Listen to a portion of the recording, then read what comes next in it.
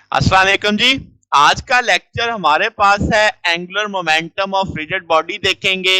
फिर हम एक चीज उसमें समझेंगे इनर्शिया टेंसर क्या होता है। तो शुरू करते हैं जनाब। हमारी मेन हेडिंग है angular momentum of a rigid body. Let's say हम इस बात से शुरू करते हैं कि एक रिजिड बॉडी है जो एन पार्टिकल से कंपोज्ड है। ठीक है, फिल वक्त डिस्क्रीट है, यानी यहाँ एन डिस्क्रीट पार्टिकल्स हैं जिन्होंने मिलके एक रिजिड बॉडी को फॉर्म किया हुआ है। और टोटल आपका जो मैस है एम आई से रिप्रेजेंट कर रहा हूं, जबकि आई की वैल्यू 1 से लेकर एन तक आप लेंगे। तो ये रिजिड बॉडी क्या कर रही है, ये रोटेट कर रही है विद एंगुलर वेलोसिटी ओमेगा। ठीक है, अबाउट अ इंस्टेंटेनियस एक्सिस, किसी एक सर्टेन एक्सिस के अलोंग जो ओरिजिन में से पास कर रहा है at any instant of time. ठीक होगी बात। तो अब हम चाहते हैं क्या, हम एंगुलर मोमेंटम चाहते हैं जो रोटेशन ऑफ बॉडी की वजह से बनेगा। अब मैं पूरी रिजिड बॉडी को लेने की बजाय पहले एक पार्टिकल की डिस्कशन करूंगा, फिर समेशन लगा के पूरी बॉडी के उस पर अप्लाई कर दूंगा। ठीक है, तो लेट्स से हम कह देते हैं कि भाई आपने बॉडी का एक पॉइंट फिक्स कर दिया है। इसका मतलब रिजिड बॉडी जो कॉम्बिनेशन थी दो तरह की मोशन की, जो ट्रांसलेशनल प्लस रोटेशनल थी। तो अब चूंकि पॉइंट फिक्स हो गया, तो ट्रांसलेशनल मोशन तो अब वहां पे मौजूद नहीं होगी। लेट से हम कह देते हैं कि भाई पार्टिकल की वेलोसिटी v आई है, उसका मास m आई है, पोजीशन वेक्टर r आई है, जो हमने एक फिक्स पॉइंट के लिहाज से देखा हुआ है, जैसे आप यहाँ पे देख रहे हैं। ओरिजिन पे आप समझो आपने फिक्स किया हुआ है। तो आप vi बराबर लिख सकते हैं ओमेगा क्रॉस r आई के। आप सिंपल सा एक रोटेशनल डायनेमिक्स में ये टूल जानते हैं। अब आप जरा देखो कि ओ एक्स वाई जी जो है, इसे हम क्या बोलेंगे, ये सेट ऑफ बॉडी एक्सिस है। यानी कि आपके पास ये एक फ्रेम है, जो कोऑर्डिनेट्स हैं जो बॉडी सेट ऑफ एक्सिस के ऊपर लाई कर रहे हैं। ठीक है, तो एंगुलर वेलोसिटी अगर आप देखो, ये जो ओमेगा है इसके तीन कंपोनेंट बनेंगे, एक्स पे भी बनेगा, वाई पे भी बनेगा, जी पे भी बनेगा। तो इसका मतलब ये जो आप ओमेगा देख रहे हो, ये सम होगा तीनों आपके कंपोनेंट्स का। ठीक है, अगर मैं सिर्फ पी पॉइंट को देखूं तो वो इस ओमेगा के गिर्द ये ग्रीन सा जो आपको सर्कल दिखाई दे रहा है, इस तरीके से रोटेट करता हुआ मिलेगा। तो आप इसका एंगुलर मोमेंटम निकाल सकते हैं, पोजीशन वेक्टर मालूम है, तो आप लिखेंगे कि जो पार्टिकल P है अबाउट O, जब वो एंगुलर मोमेंटम कैरी करेगा वो कितना होगा। तो आप बोलोगे r i cross m i v i, और एम आई मैं समझो पार्टिकल का मेरे पास क्या है, मैस है। तो जनाब एक पॉइंट का एंगुलर मोमेंटम तो मुझे मालूम पड़ गया। अगर मैं कहूं कि पूरी बॉडी ओ पॉइंट पे आपके पास एंगुलर मोमेंटम कैरी करती रखती है, तो आप क्या करोगे, इसकी समेशन बना लोगे जितने पार्टिकल हैं उसके क्रॉस। तो आप लिखोगे कि एल वेक्टर बराबर आ जाएगा एन, जो आपके पास है 1 से एन तक आपने समेशन ली है r i cross m i v i के। तो अब आप जानते हैं, आपने पढ़ा था कि भाई आपकी जो लीनियर वेलोसिटी है वो एंगुलर के साथ इस फार्मूले से रिलेट करती है ओमेगा क्रॉस आर आई के। तो वो ओमेगा क्रॉस आर आई आपने उसकी वैल्यू प्लेस कर दी। मैंने रेड इसलिए किया था कि इसकी वैल्यू मुझे प्लेस करनी है। अगर अब आप गौर करो, आर आई का क्रॉस हो रहा है किसके साथ, ओमेगा क्रॉस आर आई के साथ। तो क्या ये आपके पास क्रॉस ट्रिपल क्रॉस प्रोडक्ट है, और उसका फार्मूला आप जानते हैं कि भाई आपके पास a cross b cross c बराबर होता है a dot c b vector a dot b c vector, बीच में माइनस। इसी सोच के तहत इसको मैंने लिख दिया कि भाई आप लिखोगे R dot are omega minus R dot omega, और आर वेक्टर आ जाएगा। अब आर डॉट आर हम जानते हैं दो सिमिलर वेक्टर्स की डॉट मैक्सिमम आती है, यानी ए डॉट ए स्केयर होता है, वी डॉट वी स्केयर होता है। तो आर आई डॉट आर आई, तो आर आई स्केयर हो जाएगा, ओमेगा साथ में मल्टीपल है, और यहाँ पे आर आई डॉट ओमेगा भी मैंने ऐसे लिख दिया। तो ये मेरे पास पूरी बॉडी का एंगुलर मोमेंटम आ गया। अब इसमें एक बड़ी अहम बात है कि जो एंगुलर मोमेंटम है इन जनरल बात कर रहा हूं, जरूरी नहीं है कि वो ओमेगा की सीमत में हो। ठीक है, हो भी सकता है, मगर नॉट नेसेसरली आपके पास कि वो ओमेगा की सीमत में ही हो। ओमेगा आप समझते हैं ना कि पूरी बॉडी अगर इधर है तो आप जरूरी नहीं कि एंगुलर मोमेंटम की डायरेक्शन भी आप इधर ही कैरी कर रहे हो। तो जनाब अब एंगुलर मोमेंटम के भी कंपोनेंट होंगे, जाहिर सी बात है, तो आप कहेंगे L X L Y L Z. तो अगर मैं कहूं कि भाई उसके मुझे कंपोनेंट्स निकाल के बताओ, तो अलोंग एक्स एक्सिस जब मैं पहले देखूंगा तो एल एक्स के लिए सॉल्व करूंगा, तो यही टूल होगा। अब आप देखो मैंने क्या किया, summation i one to n m i वैसे ही आ गया, r i square omega x, यानी ओमेगा के साथ आपने एक्स, क्योंकि ओमेगा का एक्स कंपोनेंट लेंगे। और आर आई वेक्टर आप जानते हैं, X I I unit vector, Y I J unit vector, Z I K unit vector, और यहाँ पे ओमेगा भी आपने पहले पढ़ा है कि तीनों आपके कंपोनेंट्स का सम होगा। तो डॉट प्रोडक्ट में हम जानते हैं एक्स वाला सिर्फ एक्स है, यानी ए डॉट बी किसके बराबर होता है, ए एक्स बी एक्स प्लस ए वाई बी वाई प्लस ए जेड बी जेड। तो सिंपल एक्स वाले को एक्स वाले से मल्टीप्लाई करके जवाब लिख दो। तो यहाँ पे जो आर डॉट ओमेगा था, तो मैंने उसका जवाब डॉट प्रोडक्ट ली इन दोनों की। जब मैं इन दोनों की डॉट प्रोडक्ट लूंगा तो आपके पास क्या आएगा, X I omega X, Y I omega Y, Z I omega Z. तो वो मैंने सम करके लिख दिया। और साथ में आर आई, चूंकि अब आप एक पॉइंट पे हैं तो आपने एक्स के लिए देख रहे हैं सिर्फ, तो एक्स एक्सिस के लिहाज से एक्स आई लिख दिया। जब आप इस ब्रैकेट को ओपन करोगे, एक तो नेगेटिव अंदर आ जाएगा, यहाँ पे एक्स आई, यहाँ पे एक्स आई आएगा, तो एक्स आई स्क्वायर ओमेगा एक्स हो जाएगा। आपके पास इस जगह पे भी एक ओमेगा एक्स वाली टर्म है, तो इसका मतलब जब आप इस ब्रैकेट को ओपन करोगे तो ओमेगा एक्स वाली दो टर्म्स आ जाएंगी, तो ओमेगा एक्स कॉमन लेके लिखा जा सकता है। नेगेटिव अंदर जाएगा तो x i Y I omega Y, और समेशन भी साथ में जरब खा जाएगा। इसी तरीके से समेशन भी अंदर आ जाएगी, जेड आई ओमेगा जेड, और एक्स आई भी आ जाएगा। तो आप देखो मैंने omega X omega Y omega Z का कलर चेंज किया है। क्यों? क्योंकि ये मेरे पास हम मुसलसल इसके साथ वाले जो फैक्टर हैं वो जरा देखो। ये जो पहला फैक्टर है इसे मैंने नाम दिया आई एक्स एक्स, ठीक है, मूवमेंट ऑफ इनर्शिया का किरदार यहाँ पे ये अदा कर रहा है, और आपने इसको आई एक्स एक्स की टर्म दे दी। ओमेगा वाई के साथ जो सारी टर्म लिखी हुई है नेगेटिव के साथ विद नेगेटिव साइन, उसे मैंने आई एक्स वाई की नाम दे दिया, क्योंकि आप वाई एक्सिस के लॉन्ग वेलोसिटी चल रही है, ठीक है। तो अब आपने इसमें देखा थर्ड फैक्टर, यहाँ पे भी नेगेटिव के साथ जो इसके साथ फैक्टर लिखा हुआ लिख दिया, आई एक्स जेड का नाम दे दिया इसे।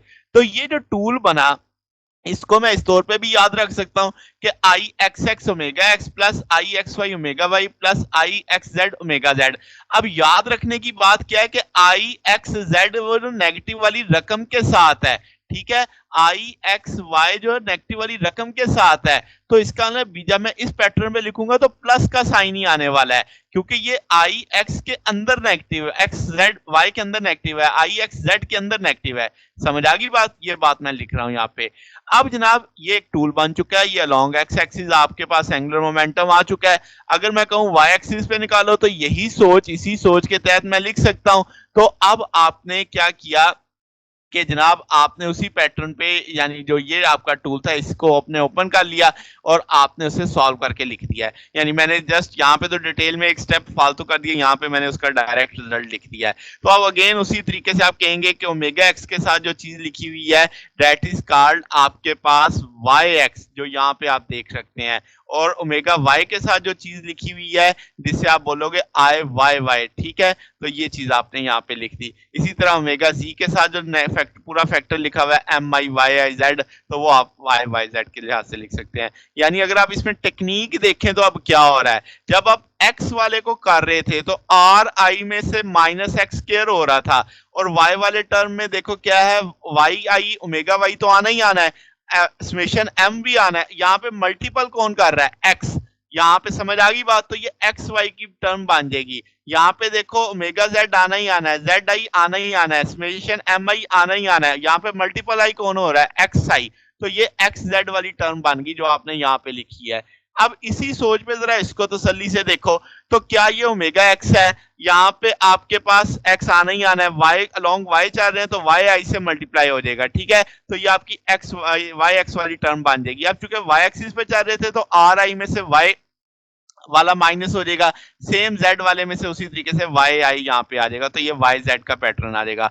तो आप इसको भी रिप्लेस कर सकते हो किसके साथ, i y x omega x plus i Y y omega y plus i y z omega z. Same इसी सोच पे अलोंग जी एक्सिस पे हम जा सकते हैं कि भाई आपके पास एल जेड आ गया है, तो अब आप चूंकि जी एक्सिस के लॉन्ग है तो आप देखो ओमेगा एक्स आ गया, एक्स आ गया, जी आई मल्टीप्लाई हो रहा है, इधर भी जी आई मल्टीप्लाई हो रहा है, बाकी टर्म वाई वाली है, समेशन एम तो सबके साथ ही आना है, तो समेशन एम आई आ गया, यहाँ पे देखो are I minus Z I, और साथ में कौन मल्टीप्लाई हो रहा है आपके पास ओमेगा जेड, तो ये सारा फैक्टर अब आपके पास क्या कहलाएगा आई जेड जेड, ये आपका क्या कहलाएगा आई वाई जेड जेड वाई, और ये आपका आई जेड एक्स कहलाएगा, तो जो मैंने यहाँ पे लिख दिए, ठीक है। तो अब आपके पास ये भी एक टूल आ गया।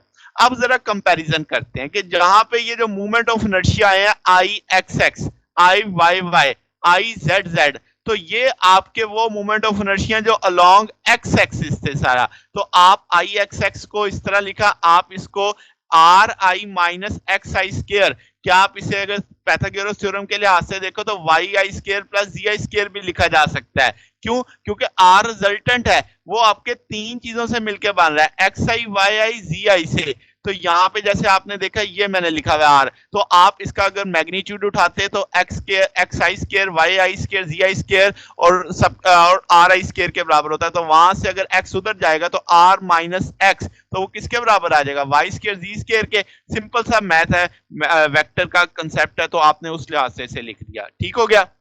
इसी तरीके से जो movement of inertia long Y axis आप देखेंगे तो आपके पास आई वाई वाई, ये movement of inertia long Y axis आएगा, ठीक है। तो ये R I square minus Y I square है, आप इसे क्या लिख सकते हैं X I square plus Z I square के तौर पे भी लिख सकते हैं, यानी इस फैक्टर को इससे रिप्लेस किया जा सकता है। अब इसी तरीके से जी एक्सिस के जो long movement of inertia i g g का नाम दिया, इसे मैंने वो लिख दिया, इसे आप लिख सकते हैं X I plus Y I square के साथ। अब यहाँ पे आप देखो तो नो टर्म्स आपको दिख रही हैं, उनमें से अभी मैंने वो उठाई हैं जो सिमिलर हैं, यानी आई x x i Y y I g जी, जो डिफरेंट है इनको क्या नाम देते हैं, इन्हें प्रोडक्ट ऑफ इनर्शिया का नाम देते हैं। जो सिमिलर थी यानी आई x x i Y y I g जी, इनको क्या नाम दिया मूवमेंट ऑफ इनर्शिया, और जो डिफरेंट थी जैसे आई एक्स वाई का जो जवाब है वही आई वाई एक्स का, आप देख सकते हैं कंपैरिजन कर सकते हैं, ऊपर से भी आप पीछे जाके देख सकते हैं कि दोनों की वैल्यू सेम आ रही है। तो अब इसका मतलब ये हुआ कि आई एक्स वाई और आई वाई एक्स बराबर है, इसी सोच पे आई जेड एक्स और आई एक्स जेड बराबर है, तो वो आप बराबर लिख सकते हैं, i y Z i z y बराबर है तो बराबर लिखा जा सकता है। तो ये जनाबे वाला आपके पास क्या कहलाएगा प्रोडक्ट ऑफ इनर्शिया। तो अगर आप कोई एक कंपोनेंट देखना चाहते हैं तो एक जनरल फार्मूला मैंने लिख दिया, एल अल्फा समेशन बीटा आई अल्फा बीटा ओमेगा बीटा, आप इसमें अल्फा और बीटा को एक्स वाई जेड के पैटर्न पे सोच सकते हैं।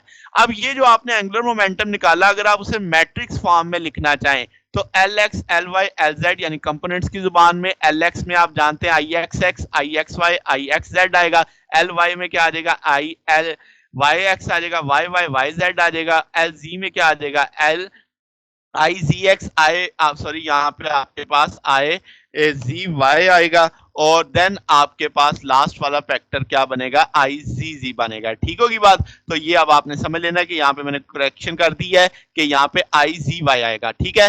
तो अब ये आपका omega X omega Y omega, sorry यहाँ पे भी जल्दी में ये आपके पास फैक्टर आ जाएगा वाई का, और ये फैक्टर आ जाएगा आपके पास किस चीज का जी का आ जाएगा।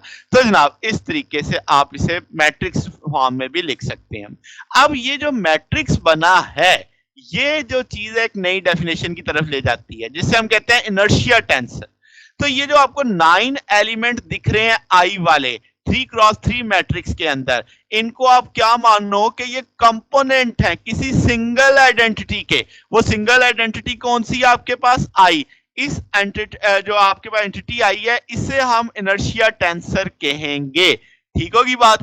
तो अब यहाँ पे जो इसमें जाहिर सी बात है जो आई वाई एक्स आई एक्स वाई यानी आपके पास जो डिफरेंट है उनको हम क्या नाम देने वाले हैं सिमेट्रिक टेंसर का नाम देने वाले हैं, क्योंकि आई एक्स वाई का भी वही जवाब है जो आई वाई एक्स का जवाब है। अब ये जो आपने टूल बनाया है ये अगर बॉडी डिस्क्रीट पार्टिकल से कंपोज है तब तो ये बिल्कुल ठीक है, यानी आप इसे चलाएंगे ऐसे आई की जो वैल्यू आपने निकाल ली है वो निकाल लगा सकते हैं। मगर अगर बॉडी कंटिन्यूस है तो समेशन साइन जो मास का है वो वॉल्यूम और इंटीग्रेशन के साथ आप ले आएंगे, यानी पहले मास की वैल्यू प्लेस करेंगे, मास की टर्म में इंटीग्रेशन आएगी, फिर मास की वैल्यू डेंसिटी और वॉल्यूम की सूरत में लिखेंगे। कैसे, मैं समझाता हूं। लेट्स से डायगोनल एलिमेंट के लिए लेते हैं आई एक्स एक्स। तो आप जानते हैं, ये पहले आपने वो पढ़ा हुआ है जो डिस्क्रीट के लिए अभी अभी ऊपर पढ़ के आए हैं। तो समेशन की जगह देखो मैंने इंटीग्रल की फॉर्म ले आया हूं, ठीक है। डीएम आ गया, क्योंकि आप एक पार्ट लेंगे तो इंटीग्रल का साइन आ गया। डीएम को आपने डेंसिटी और वॉल्यूम की लैंग्वेज में लिख दिया, ठीक है। और R square minus X square आपको मैंने बताया था अभी, Y square plus Z square लिख के सूरत में भी लिखा जा सकता है। इसी सोच में आई वाई वाई, तो r square minus y square dm आ जाएगा। उसी तरीके से आप डीएम की value in term of density और वॉल्यूम ले आओगे और r square minus y square को रिप्लेस कर सकते हो किससे, x square plus y square. ये ऊपर हम पढ़ के आए हैं। तो आई जी को इसी तरीके से हम मेंशन कर सकते हैं इसे। अब ये थे डायगोनल एलिमेंट, आप जो इसमें देख रहे हैं I x x, i Y y, आई जी। और जो डायगोनल नहीं है, ऑफ डायगोनल है, आई एक्स एक्स, तो उसकी वैल्यू भी सेम इसी तरीके से आप लगा सकते हो कि उसमें एक्स वाई आ जाएगा और डीएम जो आपके पास समेशन की सूरत में था उसे आपने इंटीग्रल की सूरत में कर दिया, क्योंकि वो नेगेटिव में है सारी वैल्यू, तो नेगेटिव बाहर चल रहा है। डीएम की जगह डेंसिटी इनटू वॉल्यूम आ जाएगा। यही टूल जो आई एक्स वाई का लिखा है यही आई वाई एक्स के लिए भी बनेगा, सेम यही बनेगा। इसी तरीके से आई एक्स जेड के लिए भी यही टूल आ जाएगा, सिमेट्रिक पे सेम उसी तरीके से बनाया जा सकता है। आई जेड वाई के लिए भी यही बनाया जा सकता है। तो ये जनाब आज हमने देखा कि angular momentum of rigid body कैसे देखा जा सकता है। फिर हमने उसमें इनर्शिया टेंसर का एक कंसेप्ट लेके आए जो एक हमें प्रिंसिपल ऑफ एक्सिस की तरफ लेके जाएगा, जो आने वाले लेक्चर में हम उसे स्टडी करेंगे। तो ये जनाब हमारा आज का टॉपिक था। अगर आपको इसमें कोई बात पूछनी हो, कोई डाउट हो तो नीचे कमेंट्स में पूछ सकते हैं।